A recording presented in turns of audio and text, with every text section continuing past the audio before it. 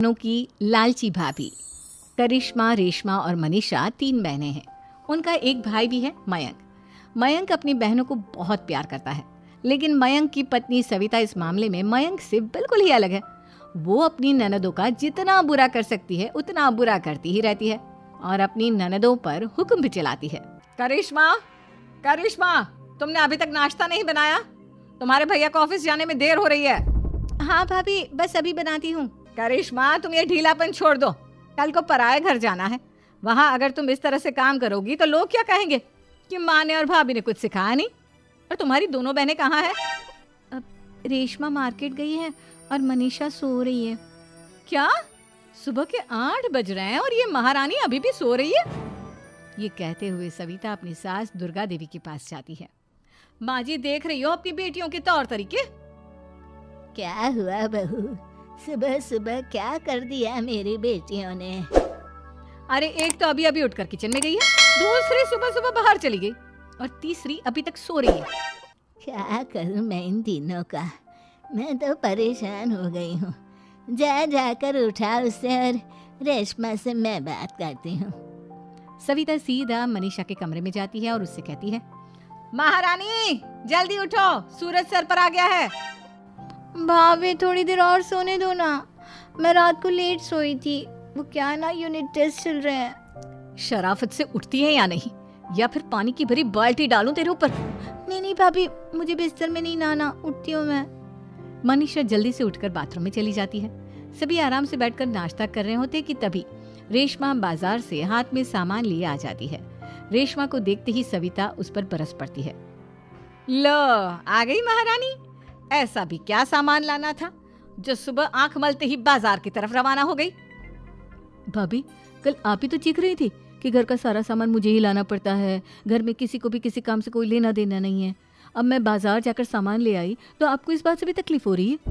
देख रही हो माँ जी, अपनी बेटी की जुबान कैंची से भी तेज चलती है।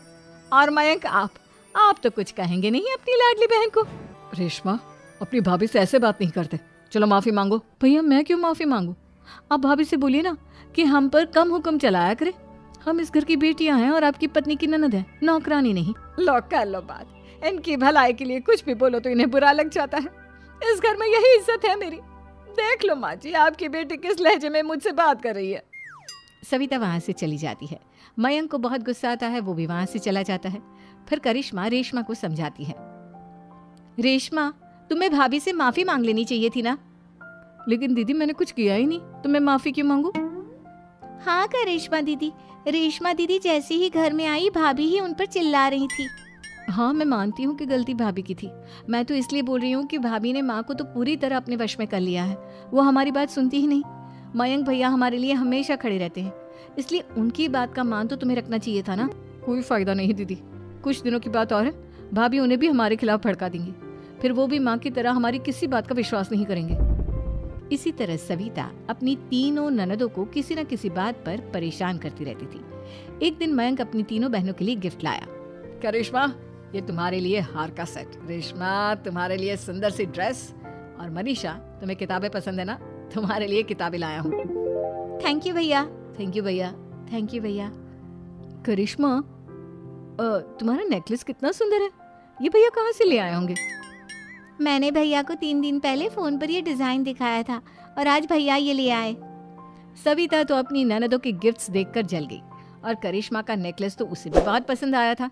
अपनी बहनों के लिए कितना अच्छा नेकलेस लेकर आए हैं, मुझे कभी कोई गिफ्ट नहीं दिया। मैं आज ही ये हार चुरा लूंगी। रात में सविता करिश्मा का हार चुरा लेती है और इसी तरह उसे अपनी ननदों की जो भी चीज अच्छी लगती वो उसे मांगती नहीं, बल्कि रात के अंधेरे में चुरा लेती। इसी तरह दिन बीतते गए और सविता ने मयंक के दिल में भी उसकी बहनों के लिए नफरत पैदा कर दी। एक दिन मयंक ने करिश्मा और रेशमा के लिए रिश्ता देखा और ये बात उसने घर में सबको बताई। माँ, करिश्मा और रेशमा के लिए बहुत अच्छा रिश्ता आया है, वो लोग कल इन्हें देखने आ रहे हैं। आप और सविता मिलकर सारी तैयारी कर लेना। ये सुनकर करिश्मा और रेशमा खुश हो जाती हैं, लेकिन सविता सोचती है, अगर इन दोनों बहनों की शादी हो गई तो घर और बाहर का काम कौन करेगा? मनीषा तो 1 नंबर की कामचोर है, उससे तो किसी बात की उम्मीद लगाना ही बेकार है। मुझे इस शादी को रोकना होगा। अगले दिन सभी लड़के वालों के स्वागत की तैयारी करने में लगे होते हैं।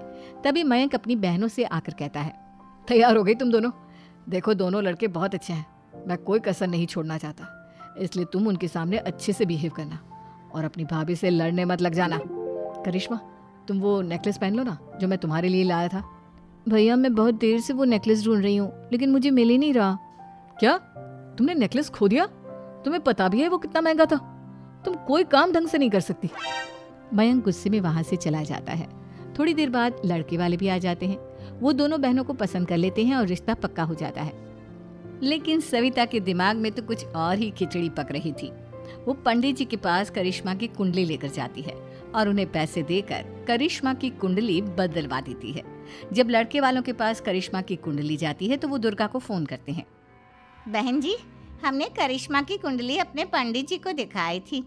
आपकी बेटी की कुंडली नहीं बल्कि दोषों का पिटारा है।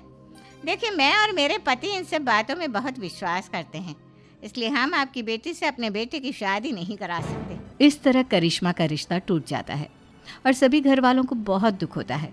अब कविता सोचती है, चलो करिश्मा का तो रिश्ता टूट गया, अब रेशमा का भी रिश्ता तोड़ना है। क्या करूं? अब सविता आवाज बदलकर किसी अननोन नंबर से रेशमा के होने वाले ससुराल में फोन करती है। हेलो, मैं कौन हूँ कौन नहीं ये आपके लिए जानना जरूरी नहीं। बस इतना सुन लो कि रेशमा का 2 साल से किसी के साथ अफेयर चल रहा है। बस रेशमा का रिश्ता तोड़वाने के लिए सविता का इतना कहना काफी था। अब रेशमा का भी रिश्ता टूट गया। मयंक और दुर्गा देवी ने रेशमा को खूब खरी खोटी सुनाई और उससे बार बार उस लड़के के बारे में पूछने लगी। आप दोनों मुझे क्यों परेशान कर रहे हो? अरे कोई लड़का होगा मेरी लाइफ में तो मैं बताऊंगी ना।